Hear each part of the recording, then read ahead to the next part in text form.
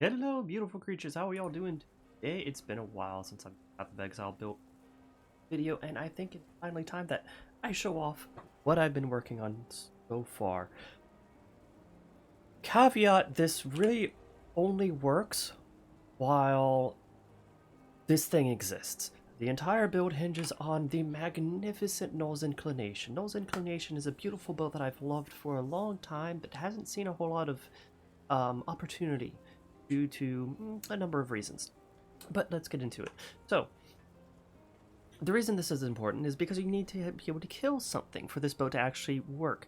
And not only do you need to kill something, you need to actually kill it with a hit. If you deal damage over time, if there's poison, for example, that doesn't count. A lot of things you can get around, like the Arakali's Blade, you can get around by having your minions poisoned. But this weapon specifically says that it has to be kills with this weapon, which in parentheses says, hey, I need to kill with a hit. So, what this does is every time something gets killed with this, every single minion skill gets cast.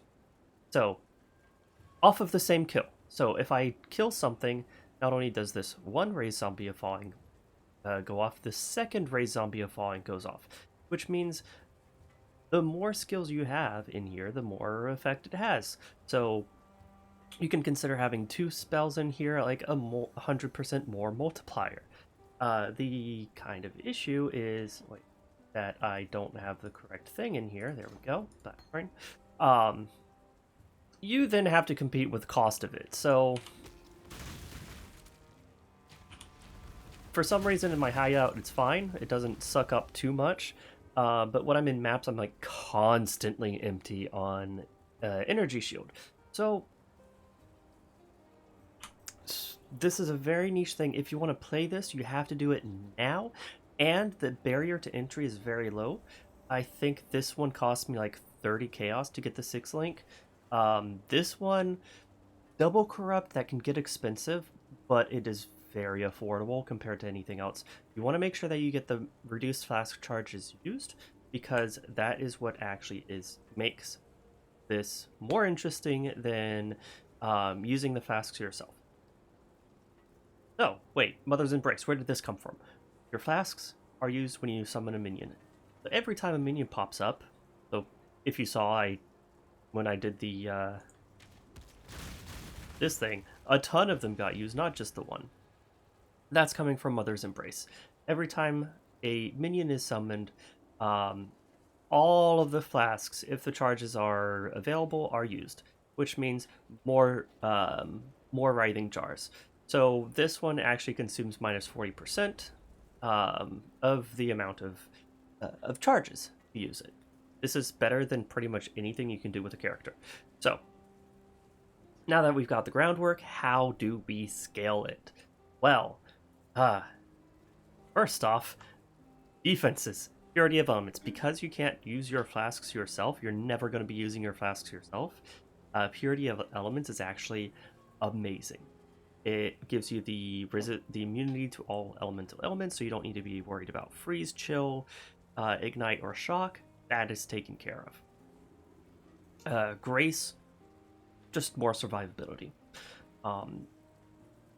Which, because you have both of those taken care of, you can use your suffixes for a lot of cool stuff. So more strength, more dex. This ring it's pretty decent. It's not crazy amazing. This one could be improved as well. And I'm skipping over one thing. Hang on, wait. Y'all noticed Summon Phantasms. That's right. Summon Phantasms is a great way to summon minions apart from doing the cast while channeling. It's like one skill link less. A lot of times what people did was they would channel the summon skeletons, and with the cast while channeling, which takes up an entire socket. Terrible, terrible, terrible. So instead I have summon phantasms. Only one is needed. One is going to take up to 6 worms, which I'm then going to kill with my blast rain. And this, as long as I'm hitting a rare, it's happening. No problem. Easy peasy. But the other added benefit is it is a fantastic distraction. So This is another layer of defense. I know, I'm going all over the place. I'm just trying to get through this quickly, but bear with me. Bear with me. Alright, so summon Phantasm. You're hitting stuff. You know what? Let's get into a map, and I'll show you. Tier 16, let's go. I haven't run this map. I don't know what it is. Let's just corrupt it. Do this. And wither for 2 seconds, don't care. And let's be brave. So, when I'm going through a map normally, what I like to do, first off, summon these guys in.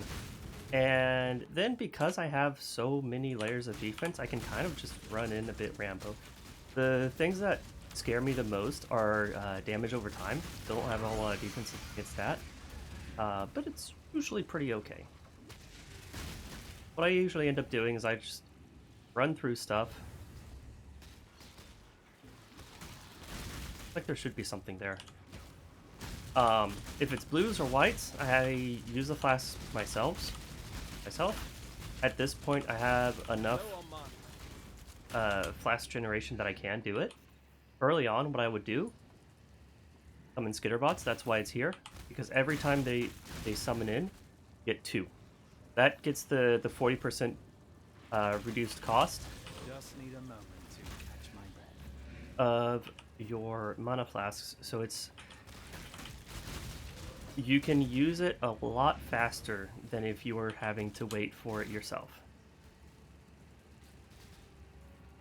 Much here.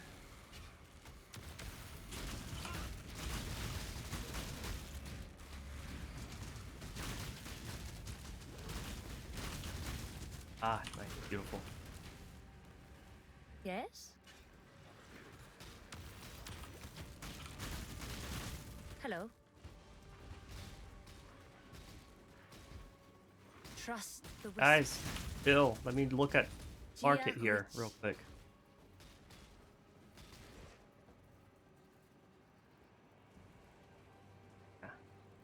This looks like it would be good, but unfortunately you don't get any fast charges from kills, so it's actually... The Katha never ends. Alright, so continuing on. Haven't...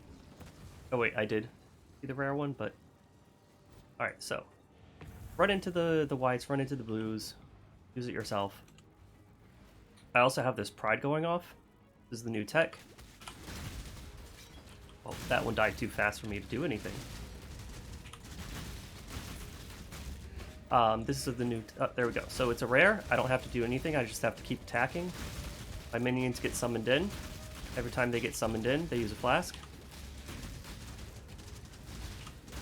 And zombies fall from the sky.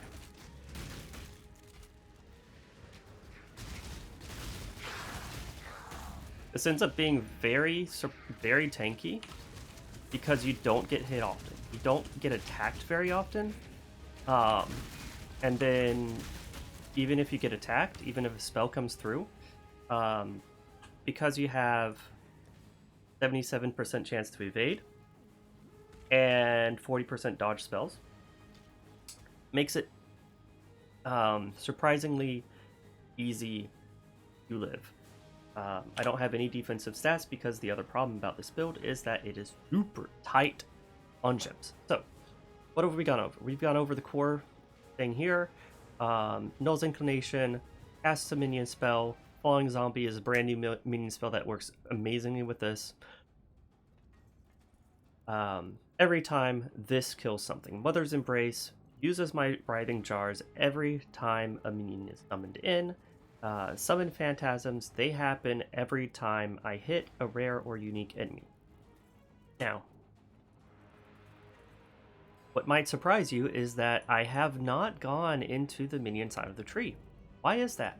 The reason is because I need to spend a ton on these cluster jewels. Fasting, 20% flask charges gained, 10% movement speed while under no flask effects. All of my flasks are instant. I will never have enough flask charges to use a flask myself, so this is always happening. So since I have 4 of these, that's 40% increased movement speed. Oh yeah, this is required. Have just barely enough mana reservation. I think I can get rid of this one. Yeah, I can get rid of this one.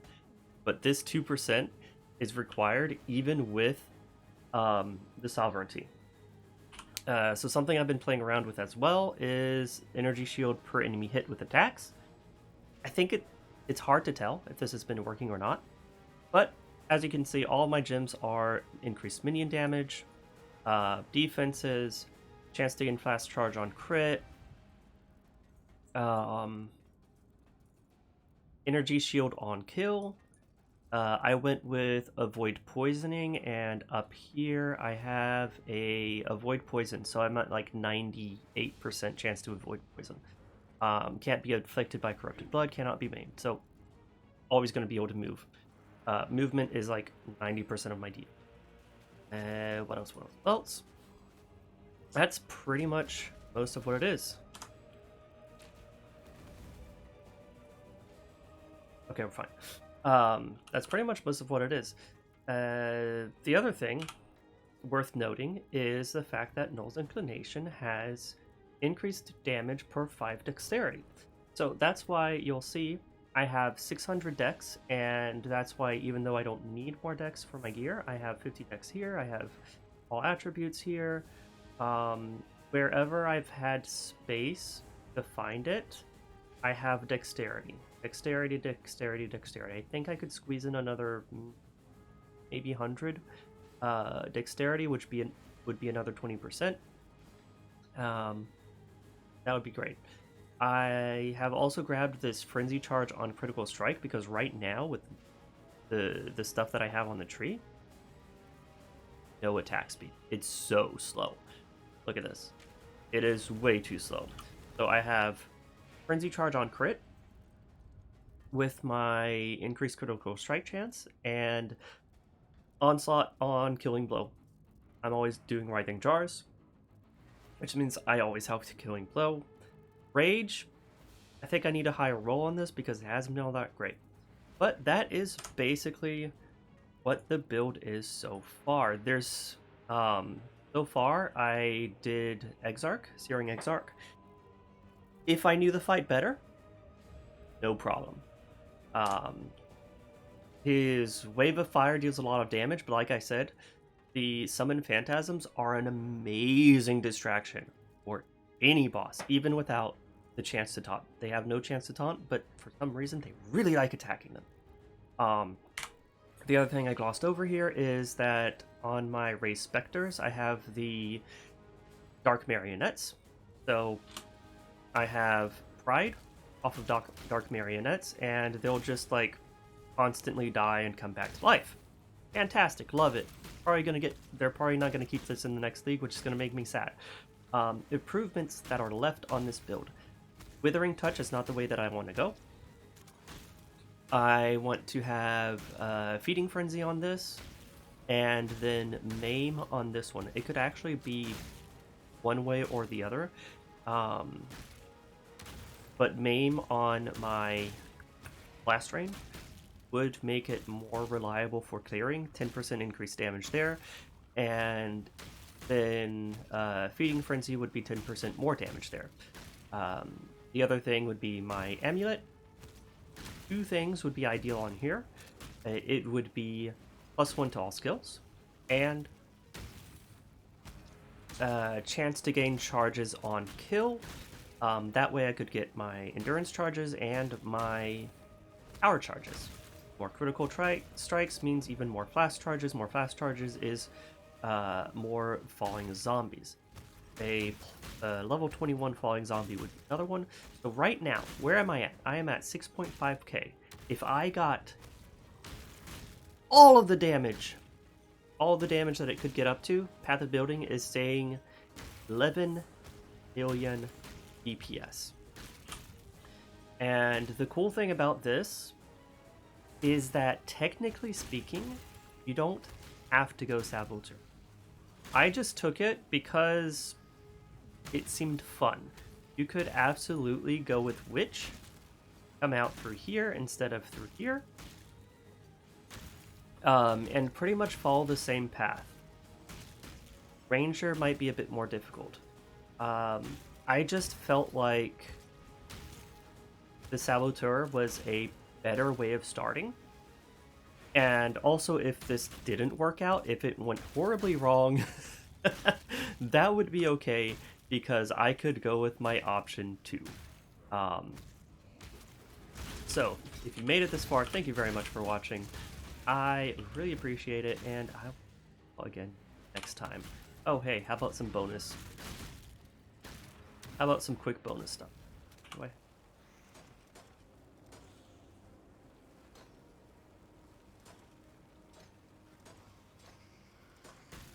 Bonus content.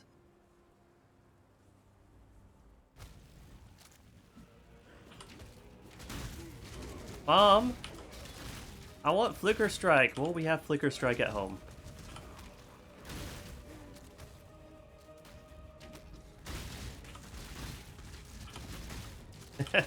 Of course, unfortunately, this deals like no damage. Oh, this is gonna be even better. Here we go.